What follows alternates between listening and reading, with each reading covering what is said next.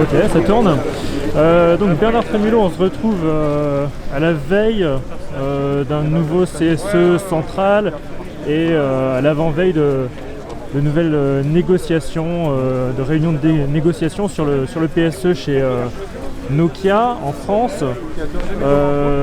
Vous attendez depuis de longues semaines maintenant les potentielles annonces de la direction qui avaient notamment été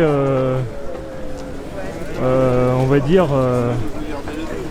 annoncées par la ministre de l'Industrie à l'Assemblée nationale.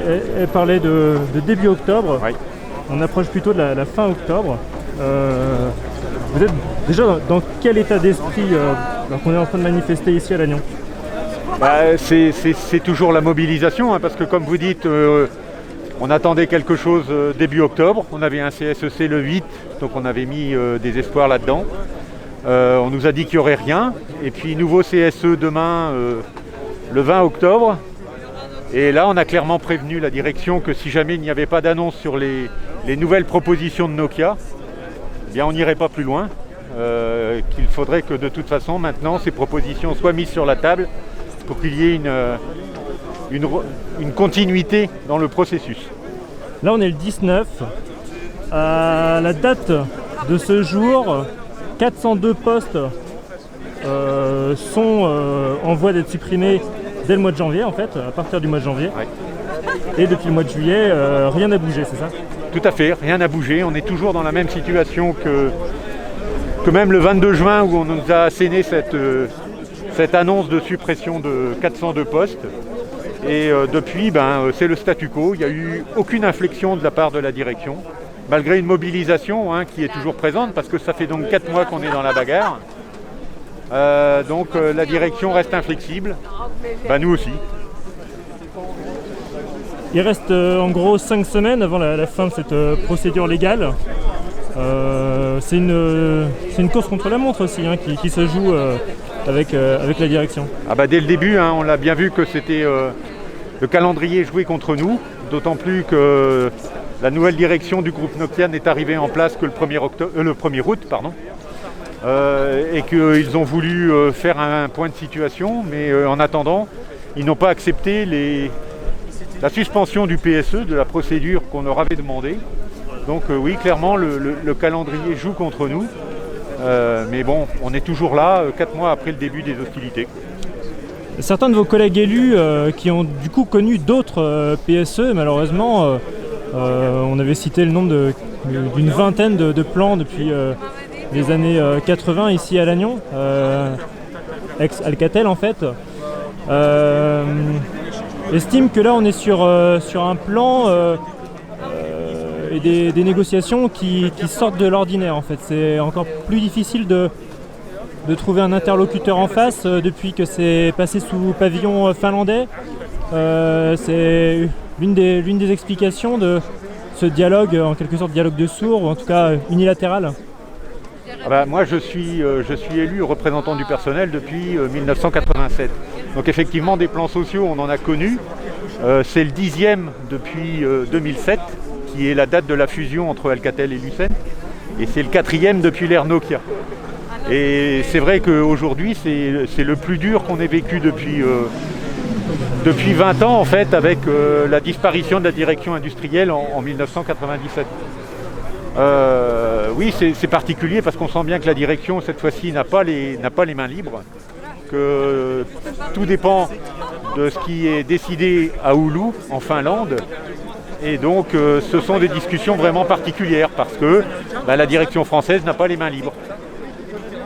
C'est particulier, c'est d'autant plus particulier à cause de la violence du PSE qui nous est assénée aujourd'hui. Ouais. Quand vous essayez de comprendre la logique de la direction, qu'est-ce que vous y comprenez en fait? Alors ce sont des délocalisations, mais on me disait par ailleurs que finalement les transferts de compétences qui ont été réalisés, notamment de Lannion vers Bangalore, se sont soldés par beaucoup de beaucoup d'argent dépensé, finalement des pertes, et que c'était pas nécessairement finalement la compétitivité de l'Agnon ou de la France. C'était quelque chose de très relatif en fait, cette question de compétitivité des pays émergents qui seraient moins chers en main d'œuvre mais avec un turnover plus élevé. Ah oui, c'est vrai, tout ça on l'a dit et répété à la direction, hein. C'est du turnover, c'est des compétences qui tournent beaucoup, alors qu'en France le personnel est assez stable et attaché à l'entreprise.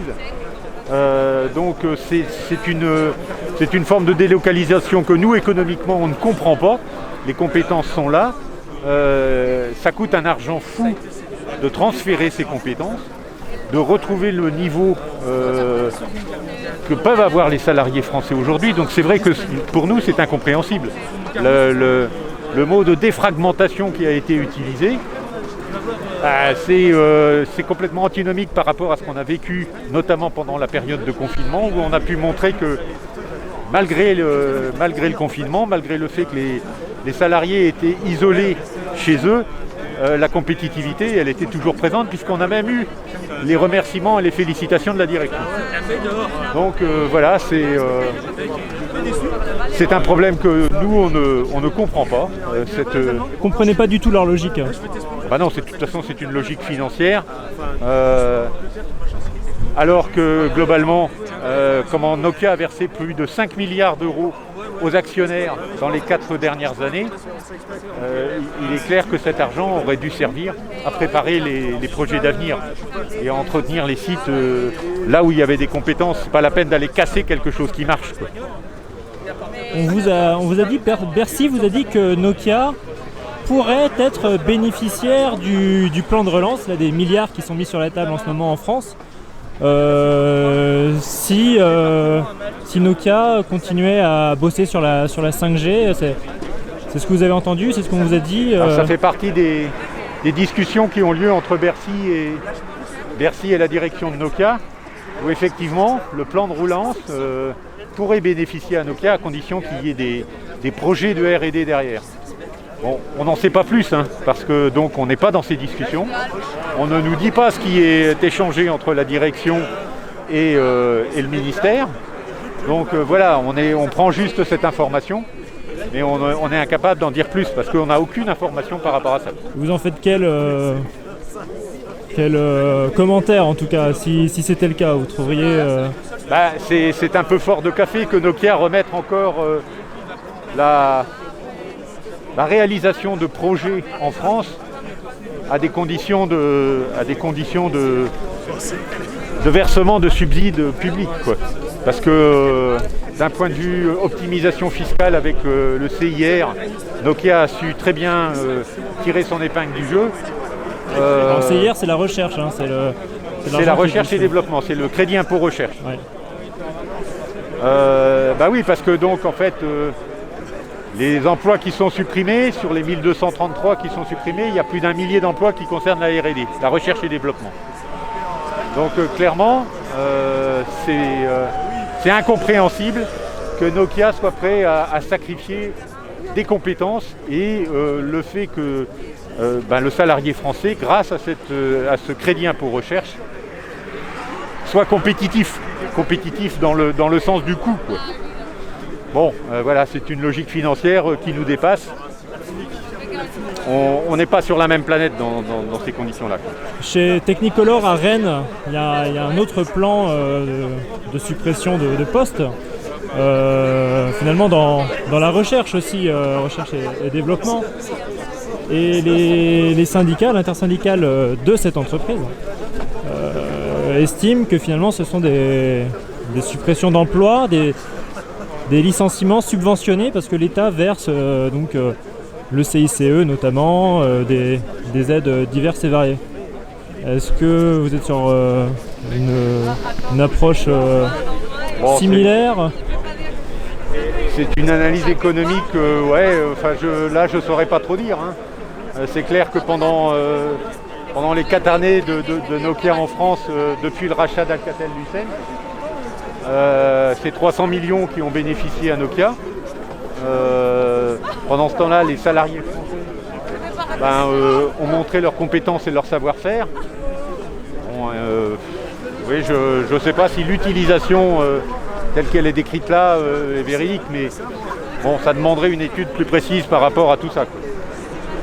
Ah oui, justement, à ce propos, il y a des expertises qui ont été lancées, au moins une expertise sur les conditions de travail qui avait été lancée par les syndicats. Vous aviez appelé les collègues à répondre aux experts que le CSE a nommés. Vous aurez les résultats quand de cette expertise? Avant la fin de la procédure, hein, puisque donc aussi bien l'expertise économique que l'expertise sur les conditions de travail doivent être rendues avant l'avis du CSE. Donc je pense qu'on aura ça, dans les jours qui viennent. Très bien, eh ben, on y sera attentif aussi alors. Merci. Merci beaucoup.